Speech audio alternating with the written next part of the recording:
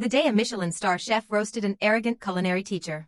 So, get this, my 19-year-old nephew, Leo, is a total prodigy in the kitchen. He's been experimenting with flavor profiles since he was, like, 10. But his culinary instructor, Chef Vance, the guy is incredibly stuck up. He literally worships recipes from 100 years ago. For their big midterm, the assignment was a classic roast chicken. Simple, right? Well, Leo went all out. He used a modern sous vide technique, with a gorgeous miso glaze. He was so proud. But when he presented it, Vance didn't even taste it. He just looked at the modern plating, scoffed, and gave Leo a 0. Why? Because Leo didn't use the heavy, butter-soaked method Vance demanded. He called Leo's dish an absolute insult, and made him scrub pots as punishment. I was livid. Leo was crushed, ready to drop out. So, I made a call. My old roommate, Maya, just happens to be an executive chef at a Michelin-starred restaurant in Chicago. I told her what happened, and she was absolutely disgusted. A week later, the school held a guest tasting event. I pulled some strings, and got Maya on the panel. Chef Vance was strutting around, acting like culinary royalty. Then, Maya walks in. When she gets to Leo's station, Vance sneers. He says, "Don't bother with that one." He refuses to learn. Maya ignores him, takes a bite of Leo's food, and pauses. Then, she turns to the crowd, with this huge smirk. She says, "This is exactly the kind of innovation our industry needs. If you cooked Vance's greasy, outdated recipe in my kitchen, you'd be laughed out of the building." The room went dead silent. You could hear a pin drop. She looked right at Vance, and said, "Your palate belongs in a museum." Vance turned beet red, looking like he wanted to disappear. The other students started snickering. Maya offered Leo a paid apprenticeship right on the spot. And Chef Vance? Let's just say, he's suddenly on an extended sabbatical. Don't mess with a true artist.